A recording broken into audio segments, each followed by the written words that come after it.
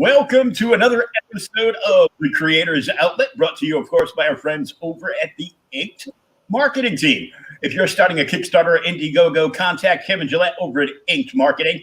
They will help you fund from start to finish. Inked Marketing. Check them out for yourselves. And now we are here with Jennifer, and your last name is? Meinking. Okay. Not what you expected? No, I was like, Minking? I get that a lot. I'm like, okay. Whenever somebody's name isn't Smith, I always ask them to pronounce it for me because I don't want to butcher stuff. I'm used to it. So, we've got the link for your book on Amazon, Loki of Midgard, which is not Tom Hiddleston. No. Correct? Okay. No, but a lot of my readers and fans like to imagine Tom Hiddleston as my Loki, which is completely fine. Oh, yeah, that's fine. Yeah. Imagination is what books are good for. So. Oh, yes, absolutely. But if they want to put another actor or person into my version of Loki, that's fine too. Yeah. So, like, we've talked, and my first question, of course, is some details about how you decided you wanted to write a book, and what launched you on this, and how did you get like a full novel done? Well, I've wanted to be a writer since I was a teenager, and I took some courses and attended some conventions, but I didn't think I was good enough, so I put it on the back burner, lived my life, raised my family. And then I got really into Marvel a couple of years ago. And I just absolutely fell in love with Tom Hiddleston's portrayal of Loki. And I got really interested in the character. So I started researching Norse mythology and the comics and wanted to get more information about who Loki was. And I got really fascinated by him. My daughter told me that one of the comics had Loki with a half-human daughter. And I thought, well, that's interesting. If he has a half-human daughter, he must have come to Midgard at some point. Of course, Midgard is Earth in Norse mythology. I met a human, and I wanted to tell that story. So I was planning to just write a sweet little fan fiction just for me and my daughter to bring that closure to myself. And because I unlocked my inner author that I had kept locked away for 20 years, it just came pouring out of me and it wouldn't stop. And a couple of my friends looked at my material and said, you have got to do something with this. And I was kind of like, no, I don't think so. People don't want to read this. And they just kept insisting, do something with it. This is a dream that you've had locked away for 20 years. Do something. Now is the time. So I started looking into it. I started, the story just came alive in me, and I really wanted to do justice to the Norse mythology, to the character. And I completed the first novel in 3 months. I couldn't stop it. 3 months, yes. And then realized, oh, this isn't going to be just one book. I have to split it into two, but who does 2 books? So I thought, okay, a trilogy would be great. And the more I wrote, the more I realized, okay, we've got to make this a 5-book series. And I'm hoping I can keep it to 5 books. But I also have side series planned. I have a prequel that I'm going to be releasing soon. So basically an entire universe exploded in my head. A little bit like Marvel, but very, very Norse. I've gone away from what Marvel did with Loki as a character and have brought a lot of the Norse characters into it. Balder is in there, another one of Odin's children. And then Frigga, of course, and Odin are in there, and Thor. Characters that Marvel fans are familiar with. But a couple of new ones, Freya and Frey are in there. Let's see, who else did I bring in? Hod, who is a rendition of Hodr from Norse mythology. Tyr is also a Norse mythological character. He's in there. I'm probably forgetting someone really important. Oh, yes, Kvasir, who is the father of poetry in Norse mythology, has a very distinct role in the Loki of Midgard series.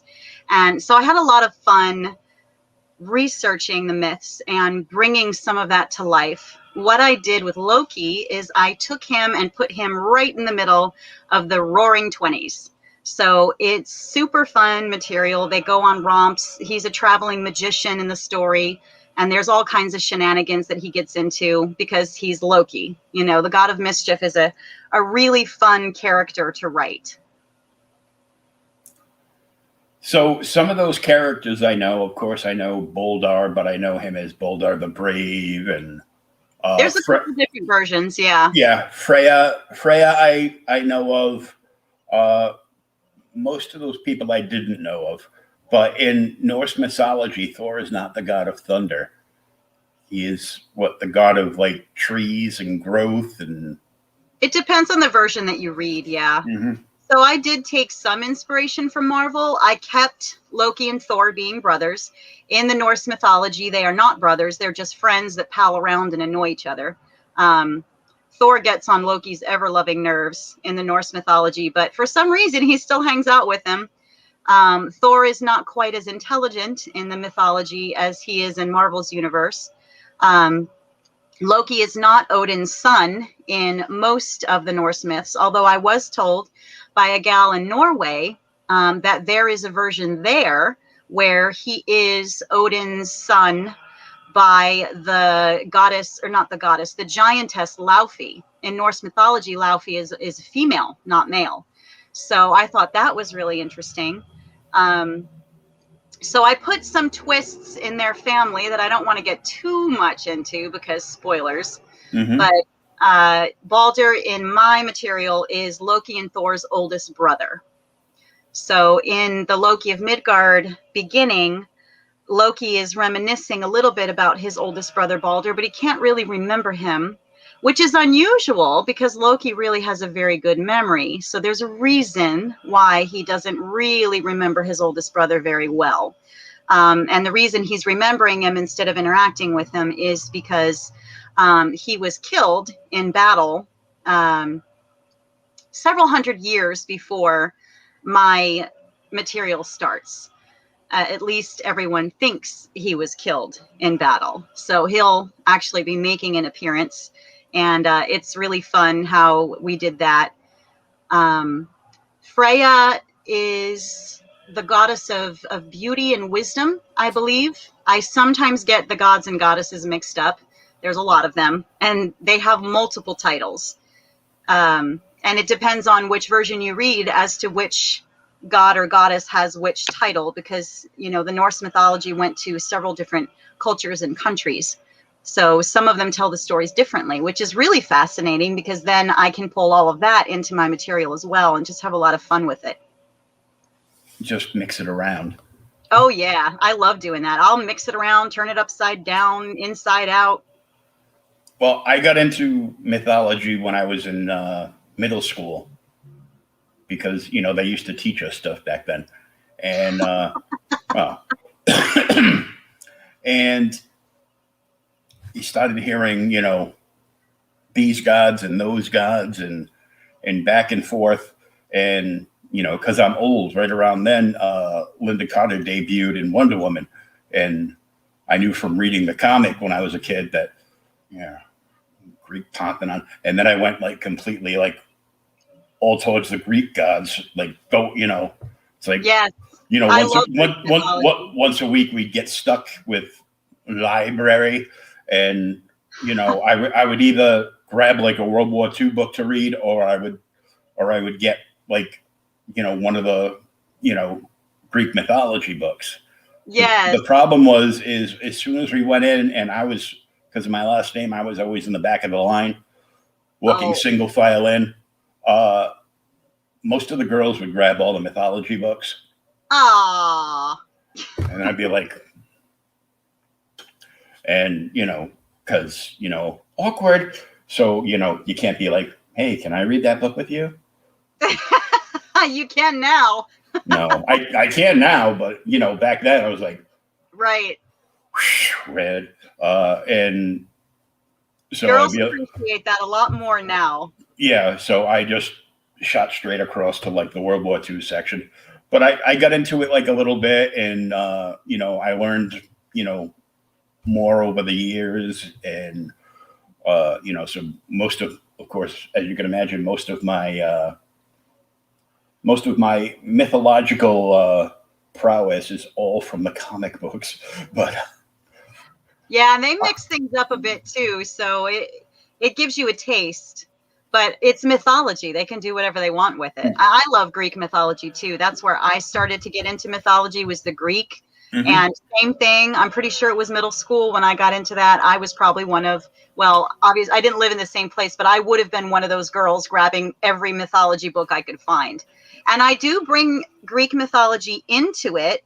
In book 2, I start introducing some Greek mythological characters, because in my universe, they are not gods and goddesses. They are actually people from other planets, which is something that Marvel did as well.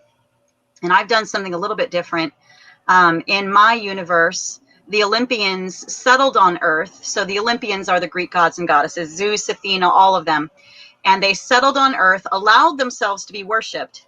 But eventually the humans got tired of them. So there's a little bit of Clash of the Titans, Wrath of the Titans in there. And they drove them out and sent them back to their own planet. And so after that, as Guardians learned from what the Olympians did and decided, okay, so back in the day, they worshipped us, but now we're not going to do that.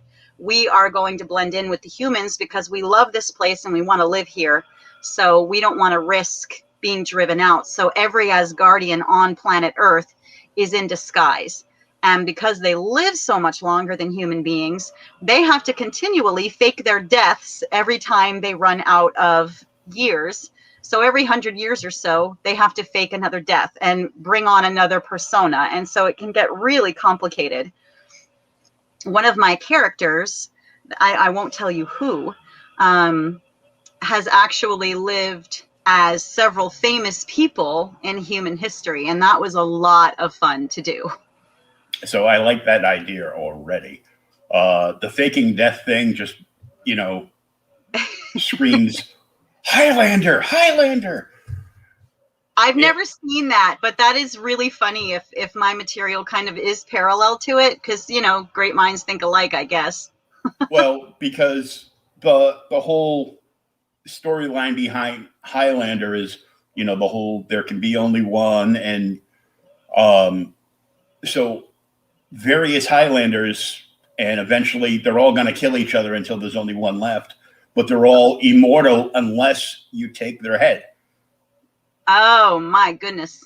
So they're immortal, so they have to keep faking their deaths. Like, the better of the Highlanders have to keep faking their deaths because the bad guys just don't care. Yeah. And, that makes sense. The other thing I thought of with the Greek gods being driven off reminds me of an old original Star Trek episode. Oh, really? Because that was basically the premise. Kirk and company come across this planet, and the ship is almost crushed by an energy hand, and it's Zeus, who's living on this planet, out in a far sector. Oh, wow. Which I guess was Olympus, and the humans drove them off of Earth. They left of their own accord because they stopped worshiping them, which gave them more power. Wow. So they eventually went back to their home planet. Zeus was the only one that stuck around. Oh, wow. That is so similar to what I've been doing. Everybody's going to think I got that from that Star Trek episode. See, I was wrong. It was Apollo. Oh, but still, Still, it's that's still awesome. I'm gonna have to see that episode now. still it's and they brought that actor back because he's at the time he was still alive, and they did like for a while there were a bunch of different company like fan film companies doing like old Star Trek stuff until they were bringing stuff back, and CBS sent everybody a cease and desist letter. Oh, Um, oh my! and one of the series actually brought that actor back in like a future episode. Oh, cool. But I think he was like in his late 60s, early 70s when he came back on. But That's awesome. he had apparently been going to the gym this entire time because, was he older? Yeah, but he was still built like a brick house. So Nice. Oh, I love seeing that though. People who are just rocking it in their later years. It's awesome. oh yeah. Like, world, don't write us off yet. We still got it. So Pops is in the chat from the Comic Related Madness, and he is a huge mythological fan. That's how he knew it was Apollo and not Zeus Yes. or wherever I said. And Yeah. Now he's also sharing the IMDb page for that actor. So Nice. I will definitely have to check that out. So you can go back later. So there's going to be 5 books in this series plus runoffs. Yes. And as long as I can keep the Loki of Midgard series to 5, I'm really trying, but there's just so much material and I don't want to publish 800-page books. So I will do my best to keep it to 5. That's the plan, is 5. If I increase it to 6, so be it, but the plan is 5. Yes, this was the episode I was talking about, Pop. Oh, perfect. Now I can watch it. Oh, that's great. Thank you so much. Oh, it's for the episode. Okay. I'm reading everything wrong. It's so late. Yeah, thanks, Pops. I'll have to check that out. I'll become a Trekkie fan yet. Or I guess I just mixed up my a Star Trek fan or a Trekkie. I guess those are the same thing. They are. There were like 2 different slang things, like Trekkie or Trekker or whatever, like back in like the 80s when the show came back because of the movie. Yeah. And it's like, I don't care. You can call me whatever you want. I still like Star Trek. Right. And that's how I social distanced in the 80s.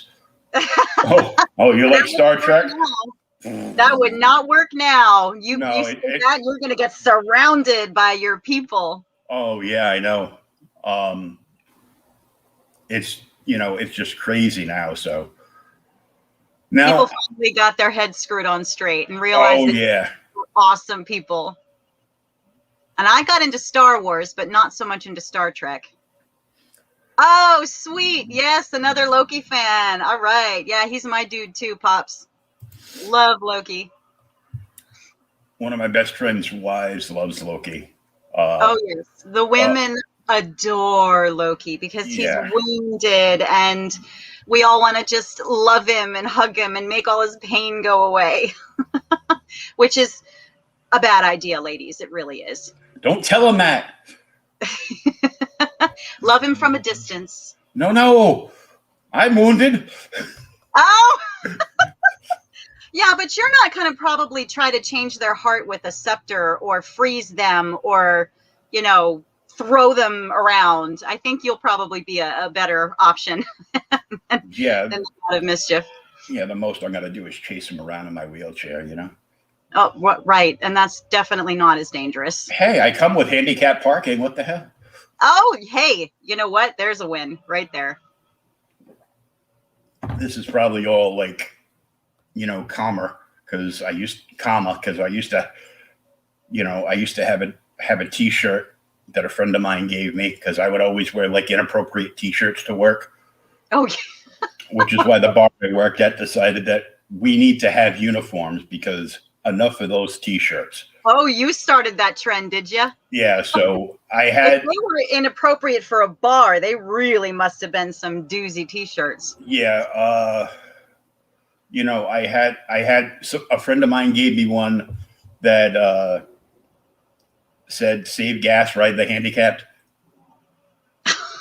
Oh, and I'm like, oh, I was hoping to find that shirt again because I thought it would be funny to wear that to a doctor's appointment in a wheelchair. that would be funny. And I think that most people nowadays would probably find that humorous and laugh. Your doctor might have. He might have said, awesome shirt. It's a conversation starter. When I started going to the gym when I was probably around 23, I started with a T-shirt that said "Fat people are hard to kidnap." I've seen that. Keep yourself safe. Eat lots of cake. Mm-hmm. I've seen that. Yeah, that's pretty funny too.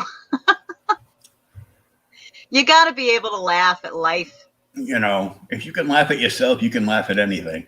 That's absolutely right. And you don't take yourself too seriously either. And then when I can't, nobody else does. Then when life rolls you over, you get back up and say, well, that was a ride. What next? Mm-hmm. I have a very good friend who's a professional trainer. He played hockey in college and ended up becoming a bodybuilder and won like lots of trophies. And he's always like, goes, "You really need to get in shape." And I'm like, well, come on, rounds of shape. You're not wrong. It's definitely true. That way I have some place to, rest my lunch when I sit in my recliner. I used to do that when I was pregnant. I would just put although one of my kids in the womb, I had put a bowl of macaroni and cheese right there on what I called my baby shelf, and she kicked it, dumped it right on the floor. She's almost 19 now, and she's the one who inspired me because I started writing this material for her and I. So shout out to her. She's amazing. I call her my right-hand woman, and she's definitely a huge reason as to why I'm even here and have a book. And I'm also producing an audio book and an audio drama. So there's lots of stuff going on, but she was the spark that reignited my passion for writing and publishing and all of that. So Ariana, if you see this, I love you. And how many books are up on Amazon currently? Two. So so two have been published, and in the back of the second one, there is an advertisement that is false advertising, I'm ashamed to say, because I was planning to release the third book in the spring of 2020. But the coronavirus had something else to say about that. So for all of you who have gotten to the back of the second book and you're mad because the third one hasn't come out yet, I am very sorry, but I am absolutely going to make it worth your while because it is in production and it is going to be awesome when it comes out. It's going to be Loki's tour of America. You're going to get to see gangsters. You're going to get to see all kinds of amazing, cool action and drama. So it'll be worth the wait. And then I also realized that because I'm introducing a major villain in book 3, that my readers needed a little bit of backstory on him. So I pulled the Marvel, and I am now going to be releasing my prequel, my very first book in my prequel trilogy before book 3. That wasn't the original plan, but sometimes you just have to be true to the story. So we're going to be releasing that before book 3. Just because that is what's going to be the best for the readers and make the most sense for them as they're progressing through the universe and piecing everything together in the story. And that will be released sometime this year. That just has my head spinning now. And like, okay, she's writing Loki books, and all of a sudden, no, the real villain. I'm like, what? Oh, that wasn't a villainous laugh at all. I'm like, you mean Loki's not the bad guy? I'm like, I'm very confused now. Well, my version of Loki is, when I started it, I wrote it to be 1,000 years before, no, not 1,000, 100, 90. 90 years before the events in Thor. So when Loki was still new and fresh and uncorrupted, still mischievous, still every bit the little stinker that he is, but he hasn't been corrupted by Thanos. And of course, because I'm not writing Marvel material, I've moved away from that. But Marvel fans can absolutely keep that in their minds, that this is Loki before all of the villainy that happens in Avengers. And then, of course, most Loki fans, and it's actually canon now that Loki was not really the one behind being the villain in that first Avengers movie. That was all Thanos. Loki was being influenced by the Mind Scepter. So, I've taken a lot of that and kind of twisted it and interwoven it into the story. But yeah, he's not exactly the Loki you might expect in my material, but he is every bit as lovable and mischievous and he's just him. So I've had a lot of my readers have told me they've really appreciated the way that I wrote Loki, because even in the Norse mythology, he's so misunderstood. He does some really stupid, terrible things in the Norse mythology, but he tries to find a way to make it right. He gives into envy and he gives into bitterness, but he's also the only one who calls all the other gods and goddesses on the shenanigans that they pull and their hypocrisy. There's a scene in Norse mythology where they're all together in the banquet and they're all getting drunk and they're throwing this huge feast, and Loki was not invited. Even though he is Odin's blood brother, he was kept out of this particular banquet because nobody wanted to be confronted with the truth, which is what Loki did. He would get in people's face and say, don't you judge me because you've been doing this, this, and this, which I think a lot of human beings relate to that, because we see that all the time as humans, where someone will come down on you for something you're doing and they're doing the same thing or something worse. So that's one of the things that I loved about Loki, is he's so human. He's so relatable. And so in this feast, in this banquet, he starts telling everybody's dirty little secrets, because they're trying to trash talk on him. And he's like, oh, no. Frigga, I know about what you did. And then there's the, Tyr, you over here. And they get so mad at him. And it's just this fiasco. But he's not really being villainous so much as defending himself and pointing out that these guys are not as pristine as they try to make themselves appear. He confronts them, makes them look in the mirror, and that's why they cast him out. That's why they didn't want to be around him. That's why eventually they had that horrific ending for him, where they tied him up and under that the serpent that dripped poison onto him, and then his wife Sigyn had to catch that poison in a bowl, and then every time that she went to empty it, more would fall on Loki, and then he would writhe, and then according to the Norse mythology, that's when an earthquake would happen. So you have a little bit of a fable feel to some of that stuff. And if you look at it and you really dig a little bit deeper, you could look at it and say, yeah, Loki was just such a horrible, horrible character. But he really wasn't. He really was very misunderstood. And yeah, he did do some bad, stupid stuff. But that's what interested me, was let's dig deeper. Let's find out what really made this guy tick. And so when I wrote my material, that's what I wanted to do. I wanted there to be reasons. I wanted there to be some psychology in it, so that people who have gone through really traumatizing things, people who have been hurt by other people, can see a little bit of themselves in that character and realize that there are patterns and ways that you can deal with those kind of things that are a little healthier than, deciding to plot with someone, or not plot, but trick somebody into killing someone with mistletoe, which is something that Loki does in Norse mythology. But I turned that completely around in my literature. So, but you'll have to read it to find out what I did with that.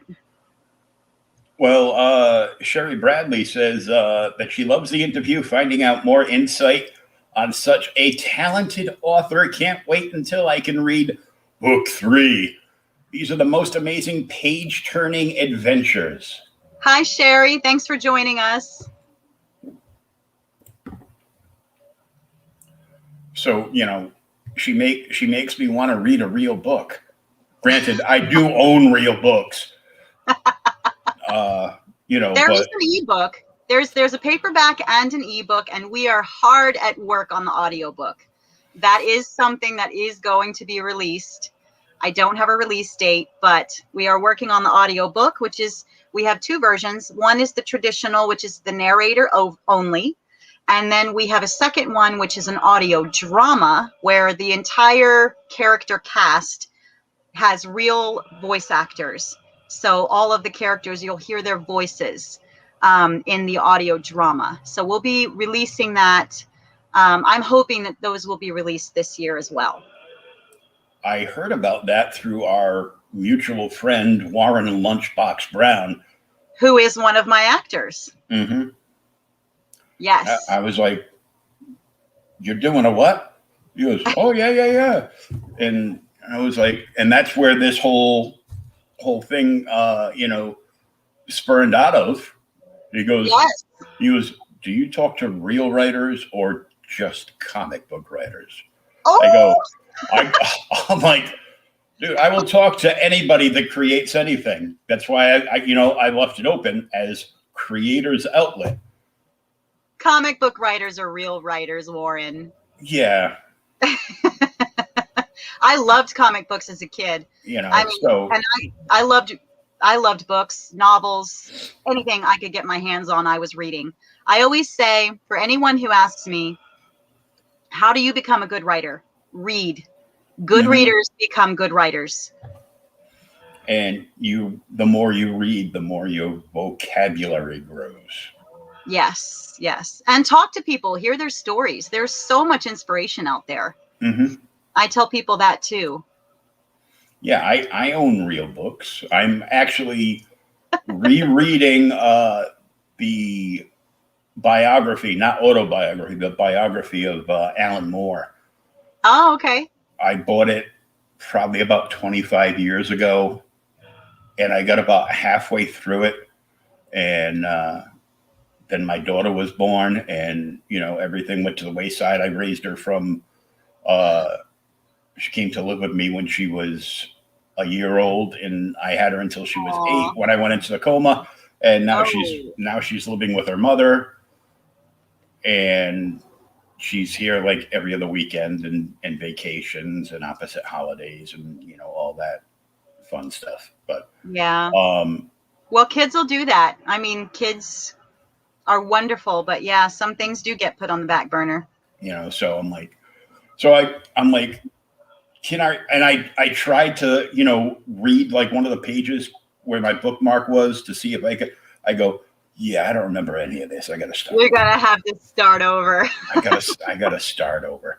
So I've got like a bunch of like real books. Of course, I had like 4 like big stacks of comics on an end table next to my recliner, and then across the windowsill I have more comics. But on top of those comic boxes are actual real books where there's only a picture on the outside of the book. Yeah, I know. I was disappointed as well.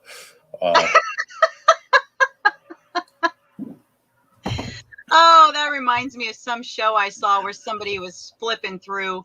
Oh, I know what it was. It was Beauty and the Beast, where Gaston is flipping. How can you read this? There's no pictures. And you're just like, oh. I'm like, yeah, I know. I do have some novels. I have one that I just found in another box going through stuff from the years. It's a Neil Gaiman book based on his Sandman series. Oh, he's so talented. I love his stuff. And it's an illustrated prose novel. So like every page that you turn, there's like an illustration on the left page and just full text on the right page. Nice. So I'm like, ooh, the best of both worlds. Yes. I've actually had a few people suggest that I include art in some of my books. I'm not going to do it for the Loki of Midgard series, and I'm not going to do it for the prequel, which is called the Pawns Game trilogy. I'm very, very excited about that. Loki is a child in that book. It's from Frigga's perspective, so his mother. But Loki and Thor and Balder are all in it. Odin is in it, and that's where I start bringing other characters that you'll see again in the Loki of Midgard series. But eventually, I'm planning a series called The Adventures of Balder and Hod, and it's going to be a bit of a historical romp on all of their time on Midgard. And I'm thinking about making that a graphic novel. So that one will more than likely have pictures. Ooh. Yes. I want my universe to be a multimedia experience. We have the audiobooks, we have the regular books, I'm hoping to do the graphic novel. I wouldn't even mind doing comics. I actually have spoken to a few comic artists, including Warren, about that possibility. And then my buddy Max, who I think is watching. So shout out to Max with 2 X's. And then I'm also producing a song that Loki sings with his love interest in the series. And let's see, is there anything else? Eventually, I might do a radio play. With sound effects and music as well. So, and then of course, my biggest goal of all is that eventually I would love to see something I've written on the silver screen. Or, or direct to a streaming service on the same day that it releases in theaters. Yeah, I guess we'll see. It's something. I'm lazy. I'd rather just sit at home and watch it on my own TV the day it releases. Because, at home, a bucket of popcorn cost me maybe 99 cents. True. And at the theater, it will cost me $4 or $5. $9.99 or, $99. It's like the tickets are free, but the food and drink will cost you a mortgage payment. What theaters are you going to? Oh my God. I don't know. The Northeast is kind of expensive. That's true. Yes. I used to live there. I used to live in that general area. And yes, it's a little pricey. Just a little bit. And the bad thing is too, if I go to like a Marvel movie, I'll usually look for the theater that has the Marvel popcorn bucket and plastic tumbler. Yes. Which will cost me like 3 times as much. All the merch. Yeah. But I get to keep it. And I've still got, a bunch of them. Nice. My daughter has kidnapped all but one of my popcorn buckets. And they're like all filled with crayons, markers, paintbrushes, because she loves doing art, but she's a typical artist where nothing's ever any good. And if you sneak a peek at anything she's doing, she will crumble it up, put it in the trash, or use my shredder. Ooh. Once in a while she'll allow me to, can I show you something I'm working on? And I'm like, ooh. Those reactions, she'll share more and more because she knows that it makes you happy. So, little by little, I'm like, you want to make a comic with me? He goes, well, you can't draw. I go, uh-huh. He goes, and I doubt you can write. That's why you do podcasts. I'm like, he's throwing shade at you. I go, what do you think I did before I had a camera? He goes, oh, yeah, you did used to write. I'm like, mm-hmm. That's right. You tell her. I wrote quite a bit. I used to write like 6 reviews a week. And yeah, there you go. And now I'm lucky if I do 1 video review a week. You got other stuff to do. Well, I do this show usually 3 days a week. This week with this extra show tonight. There's 4 episodes of Creators Outlet this week. Nice. earlier tonight. So like Thursdays, my friend Thomas and I from Outright Geekery do OK Boomer the podcast. Oh my gosh, that sounds so much fun. I love this. We are not boomers, although we do look like boomers. Because we're both pretty much bald and old and have lots of comics, and we just go back and dive into like old books, and we go like page by page, go through the whole story. And you're Gen X, right? Yep. I'm on the cusp. I am like half Gen X, half millennial, and I don't know what they even call that, Xennial or something like that. I'm more like a Gen Xer, I think, than a millennial. Yeah, Pop's throwing shade. Oh, I'm a boomer and I'm not bald. I see that. Pops is a long-haired hippie. He's saying, I got hair. Own it. Be proud of it. Kyle Begley. Love it. Hey, you rock, Kyle. Jennifer. Thanks.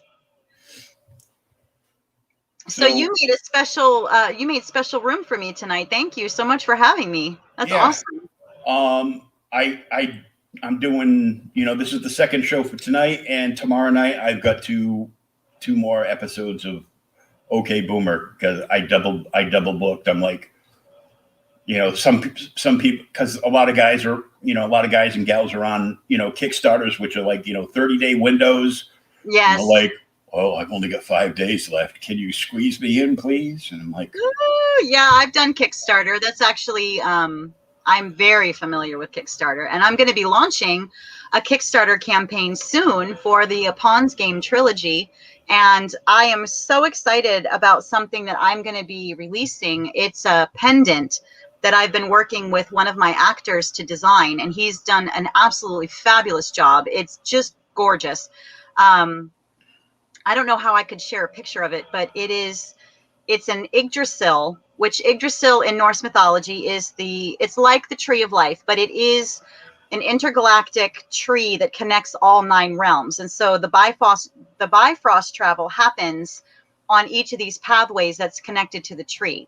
So we created a pendant that looks a lot like the tree of life pendant, but ours is actually more awesome, because every single grouping of stones represents one of the 9 realms, and they all have, and a character. So they all have special meaning. So there's going to be a pendant that is connected, very closely connected to that book series, and a sun catcher that we're designing and working on. So I love merch. You mentioned the Marvel popcorn cup and tumbler. Yeah, I'm all over that stuff. I love merch. So I've designed hoodies, which I've got mine right here. I'll show you the back of it. It's probably going to be backwards. Oh, there we go. Oh, I am not. It's backwards, so I'm having trouble with this. Let's go this way. Wow, I can't believe I'm having fun with this. I swear. There you go. There we go. Yes, so this is the cover of, no, this way. Right. Mm-hmm. This is the cover of my first book. So I wear this everywhere I go. And people, well, when I used to live in New Mexico, I never got any comments at all. But since I moved to Washington State, everybody loves my Loki hoodie. And so I'll have those available for sale. I have T-shirts. I've got, oh gosh, I have so much merch. It's crazy. But I love that kind of stuff. Yeah, looks like Pops is a fan. Mm-hmm. He likes the hoodie. Yeah, the hoodies are awesome. They're so comfortable too. Asgard Thor? Yes, Asgard Thor. Mythology Asgard Thor. Yes. Although my Thor is more like the Marvel Thor than the Norse mythology Thor. He's like a mix, because in Norse mythology, Thor is kind of dumb. But I made mine intelligent because I didn't want to rag on him too much. So not smart Thor would be like fat Thor from the MCU, where he's just sitting around drinking beer and playing video games? I wouldn't say that, because that's wounded Thor, and you know, he has a reason for having gone down that road, and he's not going to stay there. I actually I'm one of those fans that really appreciated what they did because it's so real. And it showed that when people have tremendous loss in their lives, sometimes they do that. And that's part of their journey and their healing process. And as long as they don't stay there and they start rebuilding themselves, sometimes you need to percolate a little bit and just kind of let that growth happen. So I am a little bit fond of the Endgame Thor. So was I. I was like, finally, I can cosplay a Thor. I didn't like it that I people just were needed so, I just needed like a fake beard, and I'm like, I didn't like the way people made fun of him, and kind of, because it can happen to any of us. Any of us in life, we could be, smoking hot when we're in our youth, and then life hits and trials hit and struggles hit, and you kind of let yourself go for a little bit. That doesn't change your value as a human being. That soul is still in there. It's still just as amazing as it was before. And people lose sight of that. They say don't judge a book by its cover, but everybody does it. So I'm one of those people that I like to look a little deeper. I would prefer not to just judge a person by their appearance and look for that nugget of who they are inside. And that's what I do with my characters too. I really try to make them relatable, as human as possible. I don't do sparkles and rainbows. I don't do nice little wrapped up packages. I write life. pops, and bam, I'm old Thor.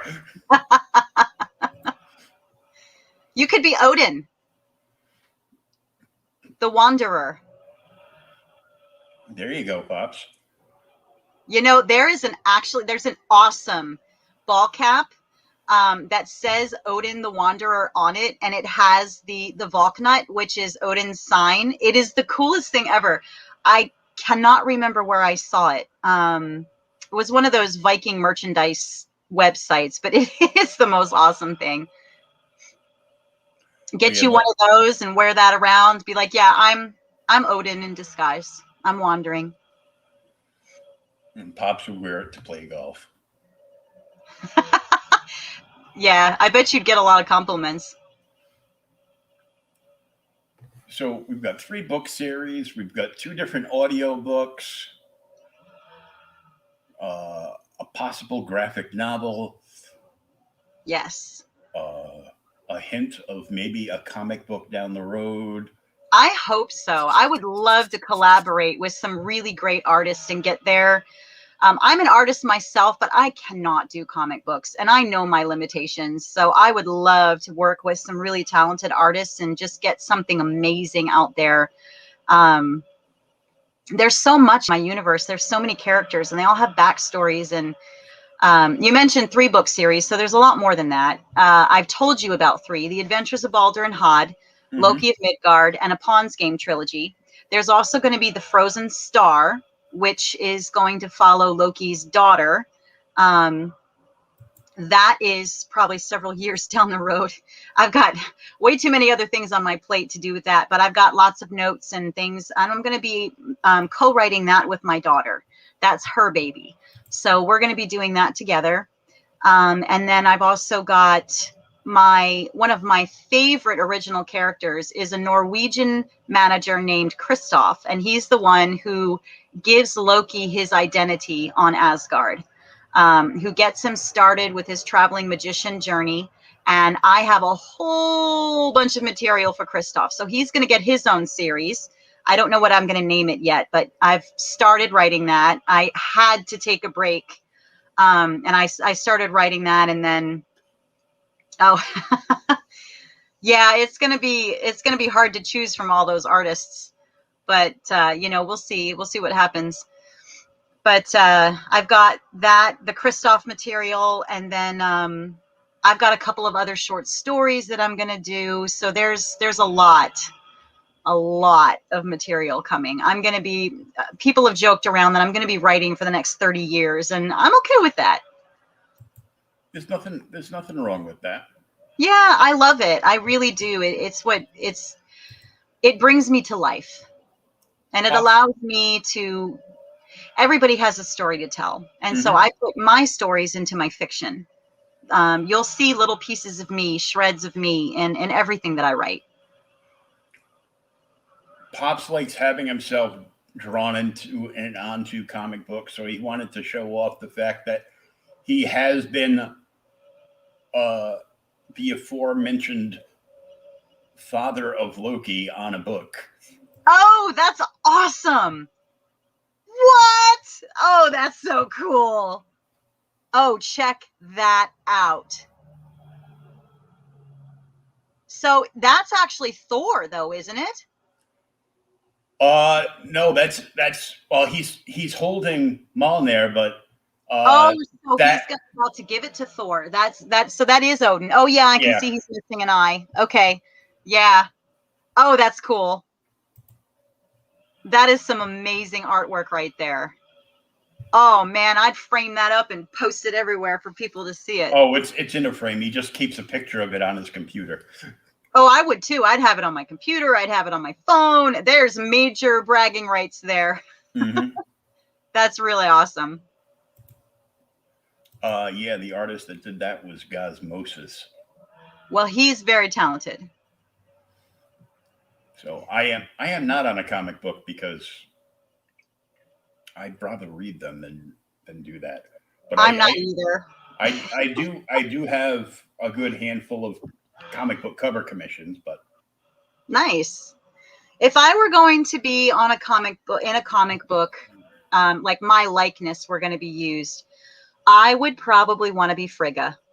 When I wrote my Pawns game trilogy, Frigga is probably one of the characters that is the most like me. I don't look like her though, so that might be a little bit hard to have a comic rendition.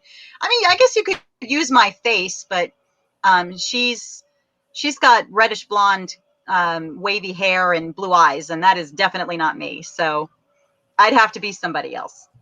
yeah, they did I think not too long ago, Marvel did a Frigga miniseries. Really? I think I remember reading it. Oh, okay. What's Pop saying now? He had eye problems while drawing that too. I think Odin was a little pissed. Yeah, Odin was probably going, you're going to experience what it's like to not have an eye. And I actually, in a Pawns game trilogy, the first one is called To Love a Queen. And in that one, I actually tell the story of how Odin really lost his eye.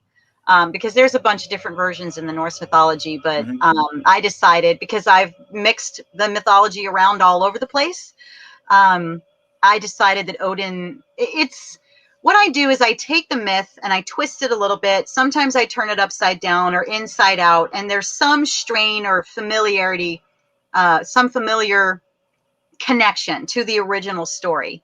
And I have a lot of fun doing that. It's like piecing it together. So Odin loses his eye in the first book. So when you start reading that, and you go, wait a minute, why does Odin have both of his eyes? It's because he hasn't lost it yet, and he's going to in that first story.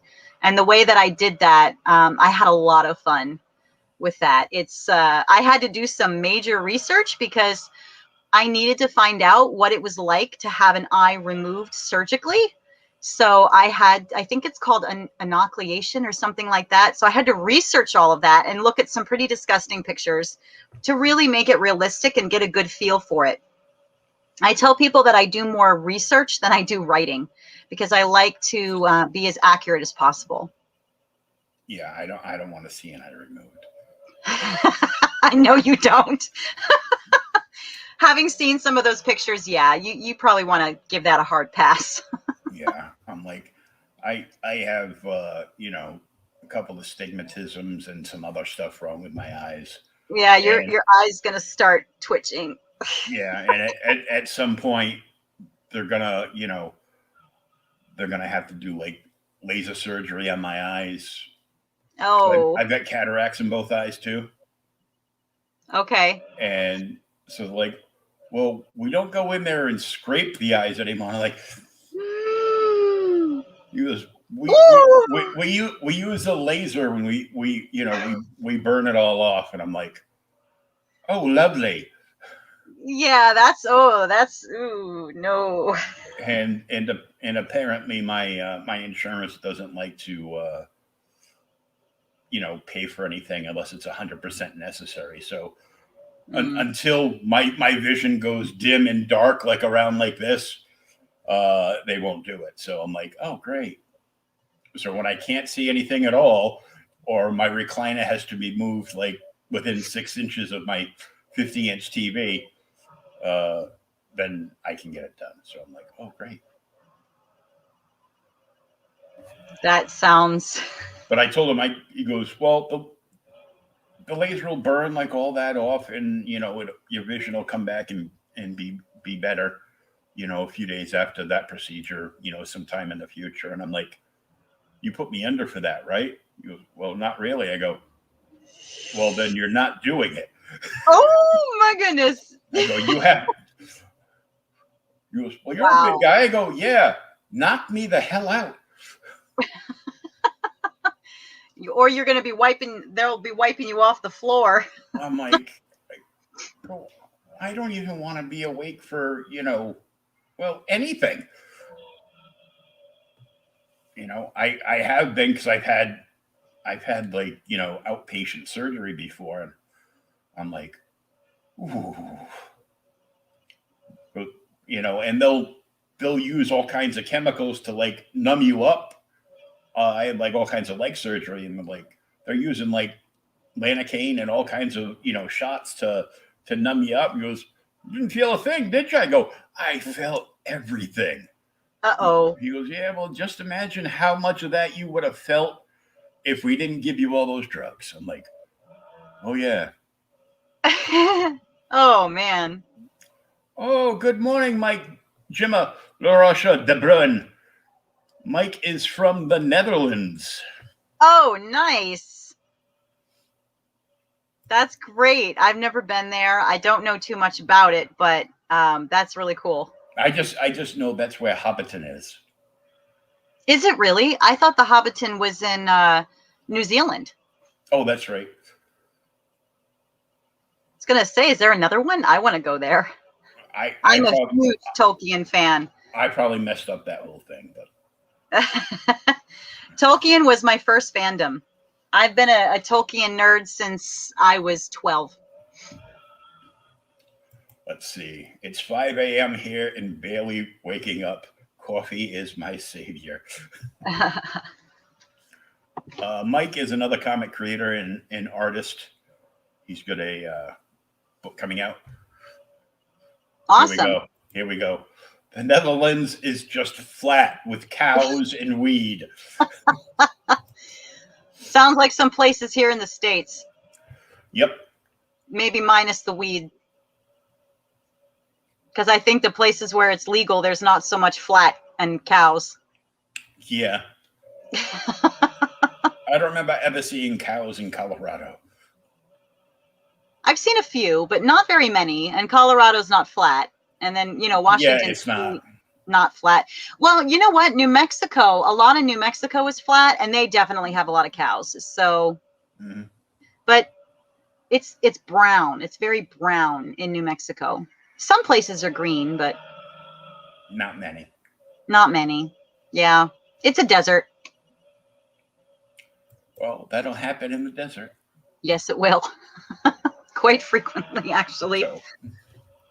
Yeah, when I moved out here, people said, it rains like a lot. And I said, yes, that's the basis of its appeal. I have been living in the desert for 13 years. I am ready for some rain. It's perfect writing weather. It's raining and it's perfect writing weather, reading weather, anything to do inside weather. Yes. I find it relaxing. And I mean, I'll even go outside in the rain and get completely soaked because it's not as cold here as other places where I've experienced a lot of rain. It's just a different kind of rain. It's more wholesome to me. Yeah, it's more like a summer rain would be to me. Probably.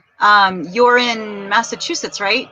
Yeah, so like if it rains in August, yeah, that would be the equivalent probably. Okay. Like you don't mind getting wet because it's like 110 degrees out. Oh, well, it's not that hot out here. I don't think it ever gets that hot, but I haven't experienced summer in Washington yet, so I don't know. Well, It'll be interesting. For me, anything above 70 degrees is 100. Oh my God, it's 110. I'm dying. I'm melting. Where's the air conditioner? Oh, oh, okay. Oh, And man, you wouldn't like New Mexico then. they're like, well, it's a dry heat. Shut up. It's hot. Not to me, it's not. I don't like the heat. Yeah, well, then you must be pretty happy in Massachusetts then. Not really. It gets like so muggy here. Oh, with the humidity? Yeah. With the humidity is terrible. And people tell me it's not the heat, it's the humidity. I'm like, shut up. It's still hot. Yeah. Yeah, I guess you feel what you feel. Pops. 35 years in Phoenix. Oh my goodness. Phoenix, the sweat evaporates off of you as soon as you sweat. And his You mom don't even lives know. in Albu. Albuquerque. Oh, okay. I'm The like 505. I'm like Albu. I'm like, Yep. I knew what he meant. I'm like, to me, it looked like somebody that didn't know how to spell Malibu. I'm like, but that's California. Well, that's hot too. Yeah. I only know Malibu from watching the Rockford Files when I was a kid. So. Ah. Yeah, I've never been to California. I haven't experienced. And by a kid, I mean like last week when I just, binged the entire 7 series on Roku. I gotcha. So we've got all these books, 2 out, a third one very promisingly coming, but not before the start of another series that predates the third book, the second book, and the first book. Yes. That's why I said I pulled a Marvel, because, Marvel did that with their movies, but then they were so genius in how they pulled it all together. Mm-hmm. And then I have my own sort of version of Endgame. The very last book that this is the plan right now. The very last book that I'll be releasing is a book called Loki's Torch. And that one is going to sum up, basically wrap everything up that's been happening. So there's going to be a lot, and it's going to be an adventure. That's for sure. For everybody, for me, for my readers. Yeah, it's going to be great. There's going to be lots and lots of books to read. Yes, and lots of books for me to write. Well, you're in the writing state now. Am I? Well, not just Washington, but, the writing state of mind. Oh, yes, absolutely. Yeah. So it's all swimming around up in there. I got to get it out.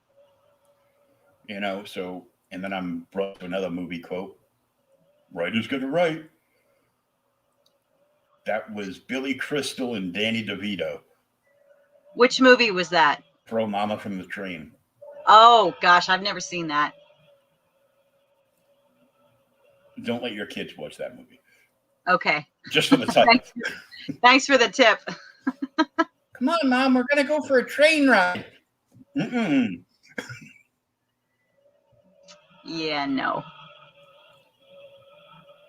Okay, great. Yeah, I'll check that out. I don't have my phone or my Facebook nearby, but I'll get that when the interview's over. So what else do you want to plug today? I think we pretty much covered everything. Yeah, we covered Kickstarter. We covered a whole bunch of the books coming out, the merch, the audiobook, the audio drama, the exciting things. The only other thing I guess I could say is that if you go to my website, you can sign up for my newsletter. It's not in the best shape right now, but if you do sign up for the newsletter, eventually you will be. I'm going to be fixing all of that up and making it look good and staying on top of that a little bit more. I'm hoping to start doing Facebook Lives. So if you go to my Facebook page and like it, then you'll get access to the Facebook Lives that I plan to do, and they're going to be just short little clips. I haven't done the best job in the pandemic of staying on top of and communicating with my readers. I love to talk to my readers. Absolutely love to talk to them. I know not everybody likes to talk to the author of a book, but if you want to talk to me about my material, I am absolutely up for that. You know, reviews on Amazon are great. A lot of people will give me stars, but not reviews. Reviews carry more weight with Amazon, which means that they're going to push the book more to other prospective readers. Mhm. So I'd love to get feedback from any of my readers. I'd love to hear from them personally. I'm definitely a people person, so you're not going to be bugging me. If you want to reach out to me, ask me any questions, or just converse with me a little bit. Eventually, when you know, things are back to a semblance of normalcy, I hope to be making Comic-Con appearances. Oh, my cat just walked across the screen. She's been quiet, and now all of a sudden she's decided that she is done and she wants my attention. So yeah, I'm hoping to have lots of opportunities to interact with my fans and my readers. I love you guys. You know, without your support and reading what I have to say, I wouldn't be here. So yeah, I just love hearing from you guys. You're never bugging me, so don't feel like you are. And all of Jennifer's spots for the interwebs are in the show notes, either up above or down below, depending on where you're watching us. Facebook, Instagram, website, Amazon. So you can go and follow her on Amazon. So you go to the Amazon page and you can scroll around there and you can follow authors there. And more importantly, you can order the book there. I think it's on sale right now, which is always nice. Oh, cool. Yeah. So you can grab the book on sale and read it. And it's in Kindle Unlimited. So if you have access to Kindle Unlimited, you can read it for free. It's one of the books that comes with your subscription. Oh, cool. I don't have an Amazon subscription anymore, but. And then for any, you know, podcast DJs, I don't know what you guys call yourself. Is that right? Podcast DJs or host? Is that the right terminology? Yeah, just podcasters. Yeah. Okay. So for any podcasters or YouTubers or anything really, I love to do interviews. I love to, you know, have presence and interact with people. So hit me up if you want me to make an appearance or, you know, have a discussion or write something up for a blog or an article or anything like that. Oh, very nice. And do I have anything else over here? Double check. Oh no, that's I thought I had something else coming in, and I'm like, nope, that's just my cousin, like tagging me in pictures because she's up from Florida. I'm like, okay. Is there anybody listening that has a question for me? Yeah, any more questions? Mike Pops. Oh, here we go. Oh, yeah. Want to have you on the show? Great. That sounds awesome. Yeah, I'll look for your friend request as soon as I can get to my phone. We can talk about that. Take it easy, lovelies. I got to get ready for work here. Now that's a dedicated fan right there. Mm-hmm. Well, it's because I'm always busted into his live stream, so. Oh, nice. So he's checking in with you before work? Yeah, he just woke up and he's like, oh, I know these guys. He's probably, you know, having breakfast and just watching a live stream before he had to take off to work. So. Hey, there you go. That's awesome. So this was awesome getting to meet you and yeah. learn that you've got a soon-to-be slew of books to be released in time to follow. Mike is one of those talented artists. Oh, awesome. It's about right, XD. Anyone alive at 5? All right, American friends. There you go. Yes. Yeah, see? What's it? It's 11 o'clock here, which would make it what, like 9 o'clock there? Well, I don't know. I don't do so great with calculating the time zones. Neither do I. That's why I always have somebody, I go, pick a time that's in my zone and just tell me because Yeah, I know math it's is hard. 8:15 here. So, and I know London is 8 hours from me. So 4 hours would go to midnight. So then that would leave another 8. So it would be 8 a.m. It'd be a little after 8 a.m. in London if I calculated that right. Sometimes my brain doesn't math correctly. My No, brain no, no, no. never That's maths not right. It'd be correctly. 4 a.m. I was Sorry. adding, I was adding extra time. Yeah, because it's 8 hours between here and the Pacific Northwest to London. So it's just after 8 o'clock here, which would put it at 4 a.m. So it's 4:18 a.m. in London. And I don't know. And it's 5 a.m. where Mike is. Okay, so he's an hour He's an past that. hour. He's an hour Okay, past yeah. that. Yeah. Yeah, he just confirmed that. 4 a.m. London, 5 a.m. here. Yep. And it's almost tomorrow where I am. I have an hour before tomorrow, which, Oh boy. doesn't mean anything to me. So Yeah.